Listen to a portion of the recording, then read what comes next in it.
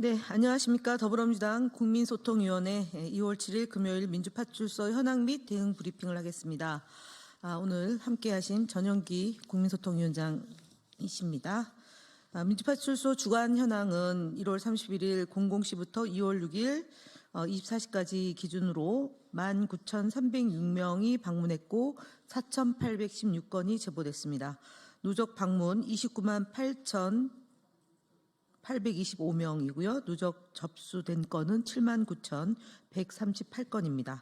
매체별로 보면 네이버가 27.17%로 제일 높은 수치를 기록하고 있고 유튜브가 21.99%이며 SNS는 10.92%고 커뮤니티가 6.4% 정도로 제보되고 있습니다.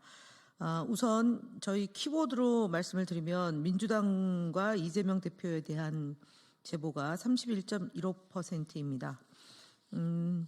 허위 사실 중에 계몽 자료라는 이름으로 구글 드라이브를 통해 집단으로 유포되고 있습니다.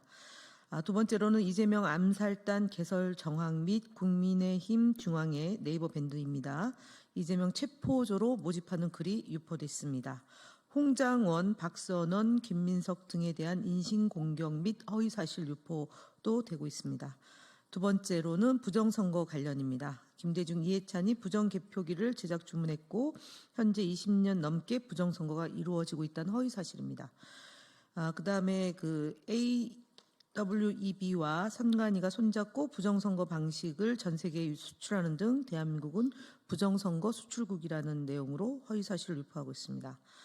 추미애 의원의 선거구의 선거인 수보다 투표자가 많았다라는 허위 사실도 유포하고 있습니다.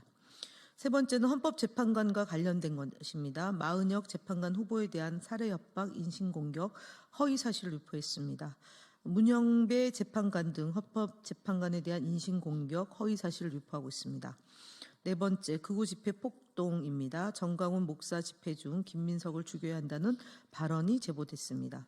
부산역 집회 중에 전한길 강사가 내란 선동의 발언을 하고 있다는 제보도 있었습니다. 다섯 번째, 네이버 카페를 통해서 부동산 스터디, 라이트 테라스, 건사랑, 북벌 의병단 등 네이버 카페 등을 통한 조직적인 허위 사실이 유포되고 있습니다. 해당 카페를 거점으로 타 매체로 허위 사실이 유포되고 있다는 정황도 포착이 되고 있다는 점 말씀드립니다.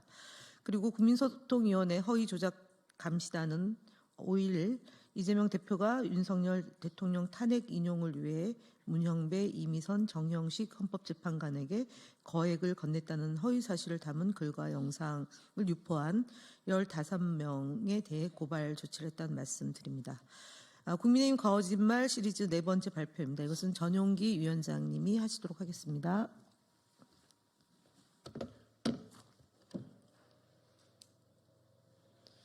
네, 국민의힘 거짓말 시리즈 네 번째 발표입니다. 지난 5일 오세훈 시장은 페이스북을 통해서 이재명 대표가 위헌법률 재청을 신청한 것은 명분과 실리가 없으며 결국 재판을 지연시키려는 의도다라고 주장하였습니다. 이와 관련한 정확한 팩트를 알려드리겠습니다.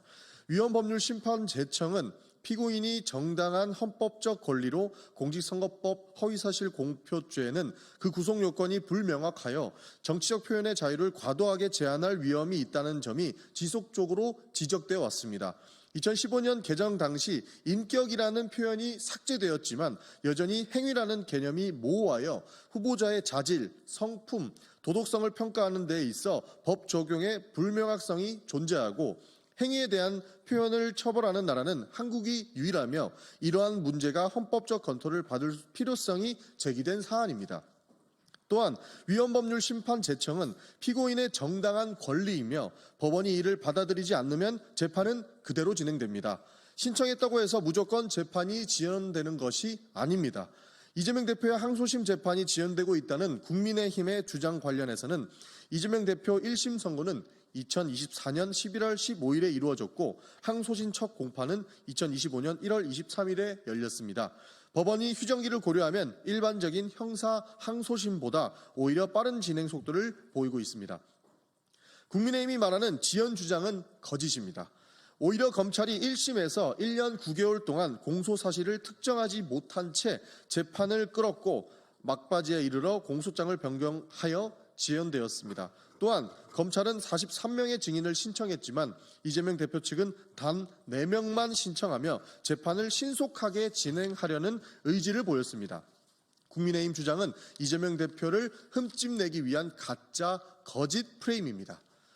오세훈 시장의 거짓말은 6일 페이스북에도 계속 이어졌습니다. 오세훈 시장은 국회 예산심사 과정에서 중증외상 전문 양성 지원 예산 9억 원이 전액 삭감되었다라고 주장하였습니다.